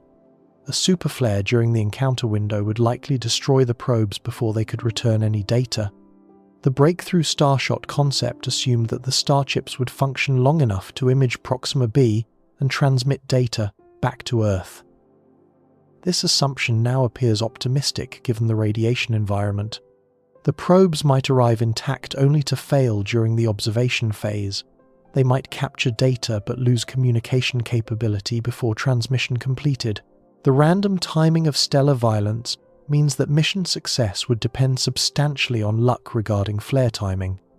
More fundamentally, the habitability hopes that made Proxima b exciting have largely evaporated under scrutiny. The planet remains a fascinating subject for remote study, a natural laboratory for understanding how worlds evolve under extreme stellar conditions. But it no longer represents a destination where humans might someday live. The terraforming concepts that occasionally appear in speculative literature face insurmountable obstacles that no technology can overcome. Terraforming requires transforming an alien environment into something humans can survive. The classic vision involves releasing greenhouse gases to warm a cold world, introducing photosynthetic organisms to generate oxygen, and waiting centuries or millennia for the planetary transformation to complete. Mars represents the most commonly discussed terraforming target, a world that might be warmed and oxygenated through sustained technological intervention. You cannot terraform a world when the star illuminating it randomly delivers sterilizing radiation. Any organisms introduced to begin biological transformation would face the same radiation challenges that prevent indigenous life from evolving. Photosynthetic bacteria spreading across a planetary surface would be periodically killed back by superflare events. The terraforming process would restart from near zero after each major flare, never accumulating the biological changes needed to transform atmospheric composition. You cannot establish agriculture under skies that periodically flash with lethal ultraviolet intensity. Crops require sunlight to grow. On Proxima b, that sunlight arrives contaminated with radiation bursts that would damage plant DNA and kill exposed organisms. Greenhouse structures might protect crops from daily ultraviolet exposure, but superflares would deliver radiation doses capable of penetrating reasonable shielding. Agricultural systems would face random destruction events that no planting schedule could anticipate. You cannot build a civilization where the foundation keeps being swept away by stellar violence. Civilizations require accumulated infrastructure, knowledge, and population that compound over generations. Each superflare would set back any colonial effort, destroying exposed equipment and killing unprotected personnel. The random timing means that disasters would strike without warning, preventing the accumulation of capability that defines civilizational progress. Some advocates for red dwarf habitability propose technological solutions that might address specific aspects of the hostile environment. Each proposal represents serious engineering, thinking about how advanced civilizations might cope with challenging conditions. Each proposal also reveals the fundamental impossibility of the overall challenge when examined carefully. Massive orbital sunshades could potentially block flare radiation before it reaches planetary surfaces. The concept envisions deploying enormous structures at the L1 Lagrange point between star and planet, intercepting harmful radiation while allowing beneficial, visible light to pass through. Such structures might measure thousands of kilometers across, dwarfing any construction project humanity has ever attempted. The engineering challenges alone would require centuries of development and resources beyond current human capability. The fundamental problem remains. Sunshades can block radiation arriving from the direction they face. They cannot block radiation arriving from unexpected directions during complex flare geometries when the stellar surface erupts asymmetrically. Flares do not always emerge from the stellar disk center as seen from a planet. They can occur anywhere on the visible hemisphere, releasing radiation at angles that might bypass a shade designed to block radiation from the stellar center. A shade large enough to block radiation from all possible flare locations would need to subtend an enormous solid angle, as seen from the planet, approaching the scale of completely enclosing the world in a shell. Underground cities represent another frequently proposed solution, housing entire populations beneath the planetary surface. This concept extends the shelter approach to its logical extreme, envisioning excavated cavern systems where humans could live indefinitely without any exposure to stellar radiation. Such cities might feature artificial lighting, hydroponic agriculture, and recycled atmospheres, creating self-contained biospheres entirely independent of surface conditions. Underground habitation technically solves the radiation problem for people who never venture above ground. But this solution transforms colonization into something unrecognizable from the dreams that inspired it. Residents would never see the alien sky. They would never walk beneath the red sun. They would never experience the world except through remote sensors and armored windows. And any surface activity, any mining operation, any construction project, any scientific expedition would become a gamble against random lethal events. Surface excursions could be scheduled during apparently calm periods, but the lack of warning before flares means that any excursion might coincide with a superflare. Personnel on the surface when such an event occurred would receive lethal radiation doses within seconds, faster than any evacuation could proceed. Over time, surface operations would accumulate casualties at rates that might make the colony unsustainable. Artificial magnetic fields generated by orbital infrastructure might deflect charged particles from coronal mass ejections. Earth's natural magnetosphere provides this protection, deflecting solar wind particles around the planet and channeling them toward the polar regions where they produce auroras rather than surface radiation. Perhaps artificial systems could provide similar protection for a world lacking natural magnetic fields. The engineering requirements for artificial magnetospheres exceed any technology currently envisioned. Generating magnetic fields strong enough to deflect stellar wind particles across planetary distances would require superconducting coils of enormous scale, operating continuously for the lifetime of the colony. Power generation and maintenance for such systems would themselves require extensive surface infrastructure exposed to the very radiation the system was designed to prevent. More fundamentally, artificial magnetospheres require continuous operation. They cannot fail during the worst events when they are needed most. Yet the worst events deliver the most intense electromagnetic pulses and charged particle bombardments, precisely the conditions most likely to damage complex technological systems.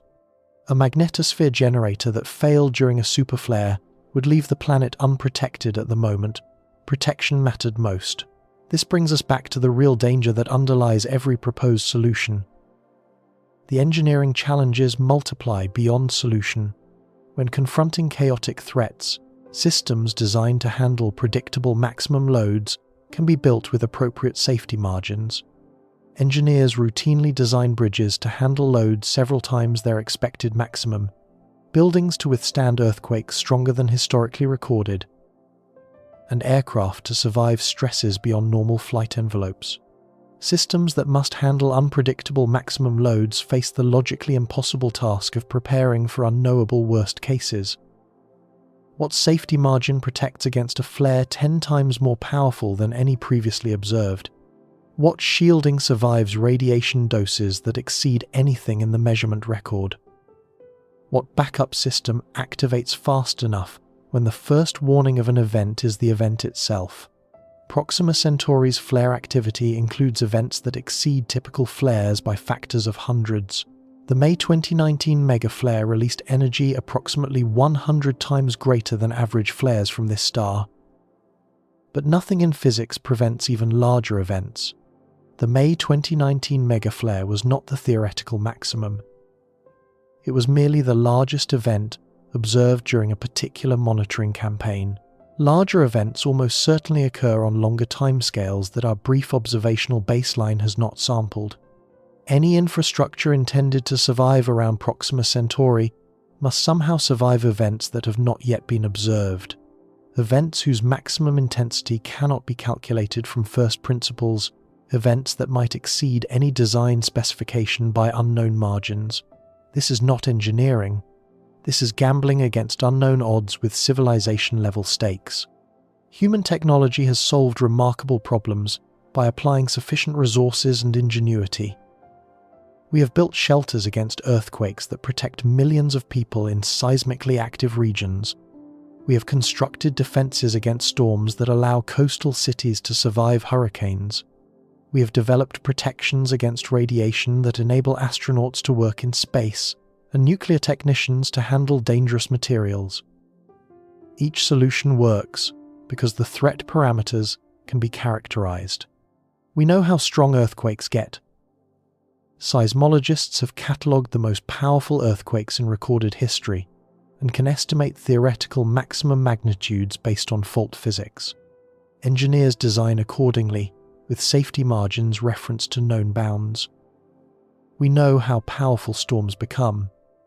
Meteorologists track hurricane intensities and understand the thermodynamic limits on storm strength. Coastal construction codes reflect this understanding. We know the radiation environment in near-Earth space. Decades of measurements have characterized the Van Allen belts, solar particle events, and galactic cosmic ray flux with precision sufficient for spacecraft design. Radiation hardening specifications derive from this measured environment. None of these solutions require designing against completely unknown threat levels. Proxima Centauri offers no such characterization. The maximum flare intensity is unknown and may be unknowable from the observational data we can practically collect. The maximum coronal mass ejection force is unknown. The worst-case radiation environment during the most extreme events is unknown. We have observed this star for less than a century out of its 5 billion-year lifetime. Our observations sample an infinitesimal fraction of the possible stellar behavior. Designing systems to survive conditions we have never observed and cannot predict is not engineering in any meaningful sense. It is hoping that the future happens to fall within parameters we guessed correctly. It is betting that the star will not produce events worse than our assumptions. The bet might pay off, but the stakes include human lives and the resources of civilizations. The conclusion emerges with uncomfortable clarity from every line of analysis. Proxima Centauri cannot be trusted, not because we lack technology to handle its current observed behavior, though current technology would indeed fail against even average conditions. Not because the challenges are merely difficult rather than impossible. Though difficulty does not capture the nature of the problem, the star cannot be trusted because its fundamental nature makes prediction impossible and preparation inadequate. The chaos is not a problem to be solved through sufficient cleverness or resources. It is a characteristic of the system that cannot be changed. The convective interior that generates chaotic magnetic fields cannot be modified by any technology. The reconnection events that release flare energy cannot be suppressed or scheduled. The violence emerges from the same physics that allows the star to shine. You cannot have the star without the chaos. This realization carries weight beyond the specific case of our nearest stellar neighbor. The implications extend to the broader question of habitability around the most common stars in our galaxy, and therefore to the probability of life elsewhere in the universe. Red dwarfs dominate the galactic stellar population, comprising approximately 7 out of every 10 stars in existence. Our galaxy contains an estimated 400 billion stars. Approximately 280 billion of them are red dwarfs. These dim stellar furnaces outnumber all other stellar types combined by substantial margins. If planetary systems form as commonly around red dwarfs as around other stars, then most planets in our galaxy orbit red dwarf primaries.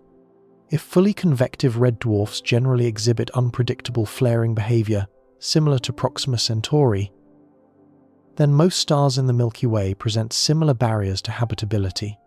The habitable zones around these dim stars lie close enough to the stellar surface that any planets within them experience intense radiation during flare events. The violence that makes Proxima Centauri hostile would make most red dwarf systems equally hostile. The search for habitable exoplanets has increasingly focused on planets orbiting in the habitable zones of red dwarf stars. This focus reflects observational bias, rather than theoretical preference for these systems. A planet transiting a small star blocks a larger fraction of stellar light, making detection easier. Radial velocity signals are stronger for planets orbiting close to low-mass stars, improving measurement precision. The techniques astronomers use to find planets work better around small stars. This observational bias has filled our exoplanet catalogues with red dwarf planets, while larger stars with more distant habitable zones remain harder to survey. The TRAPPIST-1 system, with its 7 Earth-sized planets, orbits an ultra-cool red dwarf. The Kepler mission discovered thousands of planet candidates around red dwarf hosts. The narrative of exoplanet science has increasingly emphasized red dwarf systems because that is where the data concentrate. Proxima Centauri b may be typical of red dwarf habitable zone planets rather than exceptional, a world technically capable of supporting liquid water based on orbital distance and stellar luminosity calculations. A world orbiting in a kill zone where stellar activity makes surface habitability implausible regardless of other planetary characteristics. A world that appears promising in press releases but proves hostile under detailed examination. If this pattern holds generally across the red dwarf population, then the thousands of potentially habitable planets identified around these stars may represent thousands of false hopes rather than thousands of potential homes. The exoplanet catalogues might be systematically misleading about where life could actually survive. The most easily detected planets might be the least actually habitable. The philosophical implications of stellar unpredictability as a fundamental barrier extend beyond questions of human expansion or real estate for future colonization. If chaotic stellar behavior limits habitability around most stars, this affects calculations about the probability of life arising elsewhere in our galaxy. The Drake equation, formulated by astronomer Frank Drake in 1961, attempts to estimate the number of communicating civilizations in the Milky Way. The equation multiplies together factors including the rate of star formation, the fraction of stars with planets, the number of habitable planets per system, the fraction where life emerges, the fraction where intelligence evolves, the fraction that develop technology, and the longevity of technological civilizations. The fraction of habitable planets where life actually emerges depends critically on how many planets are genuinely habitable as opposed to merely appearing habitable from orbital parameters. If red dwarf habitable zones are actually kill zones, then the pool of truly habitable planets shrinks dramatically. Reducing this factor reduces the expected number of civilizations proportionally. This reduction might help explain part of the Fermi paradox, the apparent contradiction between high probability estimates for extraterrestrial civilizations and the complete absence of evidence for their existence.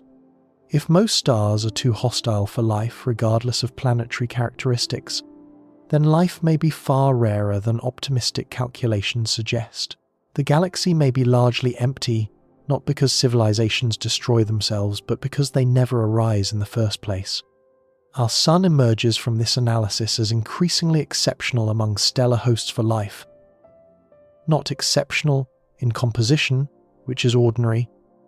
Not exceptional in age, which is typical. Not exceptional in size, which is close to median. Exceptional in behavioral stability. The presence of a tachocline at the boundary between radiative and convective zones creates organized magnetic field generation that red dwarfs lack. The 11-year activity cycle, with its predictable patterns of solar maximum and minimum, provides environmental consistency across evolutionary timescales. Our star varies in output. Solar flares occur. Coronal mass ejections impact Earth's magnetosphere, but these variations fall within bounds that biological evolution has proven capable of adapting to. The worst solar events in recorded history caused technological disruption, but not mass extinction. The worst solar events in geological history correlate with no identified biological catastrophe. Our star is violent by human standards, but gentle by cosmic standards. This perspective inverts common astronomical assumptions about where to search for life. Red dwarf planets are not our best candidates for finding inhabited worlds, despite their abundance and detectability.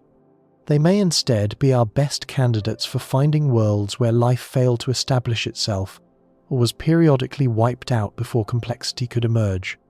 The dim, long-lived red dwarfs that seem promising because they provide billions of years for evolution to operate may actually provide billions of years of bombardment that prevents complex life from ever emerging. Standing on Earth and looking toward the constellation Centaurus on a clear night, observers in the southern hemisphere can locate Alpha Centauri as one of the brightest stars in the sky. Proxima Centauri itself remains invisible to naked eye observation, too dim to register against the stellar background despite being closer than any other star. The violence that makes this star dangerous is invisible from 4 light-years away. The flares that would kill unprotected humans on Proxima b produce no detectable change in the star's appearance from Earth. The universe hides its dangers behind the veil of distance. Human expansion beyond Earth will likely continue within our own solar system for the foreseeable future. The Moon offers a nearby destination for establishing permanent human presence beyond Earth. Mars presents challenges that human ingenuity can address over decades of sustained effort. The asteroid belt contains resources that could support industrial civilization throughout the inner solar system. The moons of Jupiter and Saturn harbor environments where life might exist and where human outposts might eventually operate. All these destinations orbit our stable, predictable Sun. The radiation environment varies from Earth's surface to deep space, but remains within parameters we can measure and design for. Solar activity disrupts operations occasionally, but the disruptions can be predicted hours to days in advance. Astronauts can shelter during solar particle events. Equipment can be hardened against measured radiation levels. The Sun cooperates with human planning in ways that Proxima Centauri never could. The dream of interstellar travel need not die because our nearest destination proves hostile. Other stars exist. Some of them may prove more welcoming than Proxima Centauri. Sun-like stars with their tachoclines and activity cycles offer more stable radiation environments. The nearest Sun-like star, Alpha Centauri A, lies only slightly farther than Proxima, though it lacks any confirmed habitable zone planets. Other systems at greater distances may offer better combinations of stellar stability and planetary characteristics. But interstellar travel to any destination requires solving the fundamental problems of propulsion, communication, and journey time that make even Proxima Centauri so difficult to reach. If the nearest star is unsuitable, the next candidates lie substantially farther away. Each additional light-year of distance multiplies the challenges of any interstellar mission. The stars that might offer habitable destinations may lie so far away that reaching them exceeds any conceivable human capability. Perhaps future technologies will overcome barriers that seem insurmountable today. Perhaps some form of propulsion, not yet imagined, will make interstellar distances trivial to cross. Perhaps some form of protection against unpredictable stellar violence will emerge from physics we do not yet understand.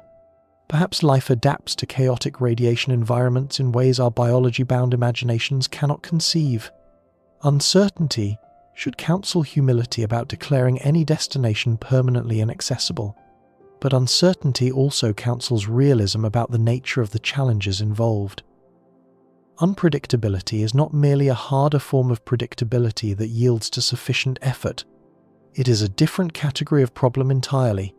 No amount of engineering makes random events predictable. No safety margin protects against threats whose maximum intensity is unknown. Building systems to survive unknown threats is fundamentally different from building systems to survive difficult but characterized threats. The distinction matters for how we allocate resources and attention in the search for habitable worlds. Proxima Centauri will continue burning for trillions of years. Long after our sun has exhausted its hydrogen fuel and expanded into a red giant, consuming Mercury and Venus and possibly Earth, the small red star will still shine. Long after our sun has shed its outer layers and collapsed into a white dwarf, cooling slowly toward darkness, Proxima will continue its nuclear fires. The small red star will outlive nearly every larger star currently shining in our galaxy. Its planetary system, whatever final form it takes, will orbit through cosmic epochs we can barely imagine. Proxima b will continue its endless 11-day circuits around its chaotic primary. The terminator zone will continue dividing eternal day from eternal night. The atmosphere, if any remains, will continue its chemical chaos in response to varying ultraviolet flux. Throughout all those countless trillions of years, through eras so distant that our current universe will be unrecognizable, the star will continue its chaotic flaring. Its random violence will persist. Its unpredictable bombardment will continue striking anything close enough to feel its influence. The temporal chaos will never calm. The patterns that do not exist will never emerge. The peace that never comes will never come. The closest star to our sun cannot be trusted.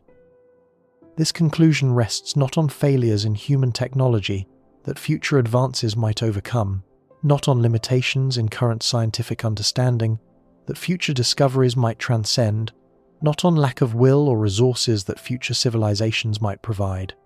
The star cannot be trusted because trust requires predictability, and predictability requires patterns, and patterns do not exist in chaotic systems. Stellar unpredictability, rooted in the physics of fully convective interiors, creates violence without pattern, danger without warning, threats without known limits. The temporal chaos is not a phase that will pass. The spatial proximity that makes Proxima seem accessible places its planets in permanent danger. The characteristics that define this star as hostile arise from the same processes that allow it to shine at all.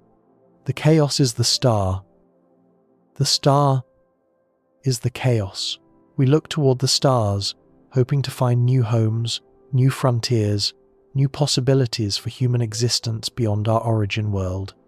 Every child who gazes at the night sky and wonders what lies out there inherits a dream as old as consciousness itself. The urge to explore, to discover, to expand beyond current horizons defines something essential about human nature. The stars call to us across the void. Proxima Centauri answers that call with a warning. The universe is not arranged for human convenience. The closest star may be the least suitable for human presence. The most accessible destination may be the most deadly. The cosmic gift of a nearby stellar neighbor may actually be a cosmic lesson that some neighbors are best observed from a safe distance. The welcome mat conceals a trap that never stops resetting itself. Our place in the universe appears more precious for this understanding. Earth orbits a star that provides stable, predictable energy across timescales sufficient for biological evolution and technological civilization. 4 billion years of relative stellar calm allowed life to emerge from chemistry, complexity to emerge from simplicity, and intelligence to emerge from instinct. This stability may be rarer than astronomical surveys suggest. We may have already won a cosmic lottery simply by existing here, around this star, in this moment of cosmic history. The search for other winning tickets continues. Other stars await investigation. Other planets may prove more welcoming. The universe is vast enough to contain multitudes of possibility despite the hostility of our nearest neighbor. Hope is not forbidden merely because our first choice proved unsuitable. But Proxima Centauri has been revealed as a losing number despite appearances that once suggested otherwise. The terrifying truth about our closest star is not simply that it is violent. Many stars are violent at various times and in various ways. The terrifying truth is that its violence follows no rules, obeys no schedule, permits no preparation. In a universe largely governed by physical laws that allow prediction and planning, our nearest stellar neighbour represents chaos incarnate. A star that operates beyond the boundaries of predictability. A stellar furnace that burns by rules we can measure but cannot use to forecast its next assault.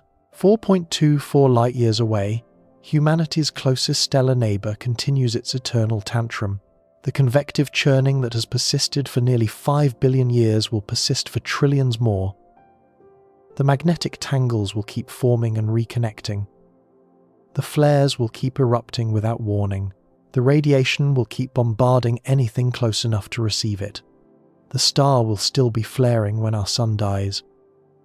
It will still be violent when the last galaxies fade into the cosmic darkness of maximum entropy, and it will still stand as a warning to any intelligence anywhere in the universe that develops the capability to contemplate interstellar travel. Some destinations, no matter how tantalizingly close, remain beyond safe reach. Some stars, no matter how carefully studied, cannot be trusted with life in their vicinity. Our nearest stellar neighbour taught us this truth through decades of patient observation. The lesson arrived before we could make the mistake of departing.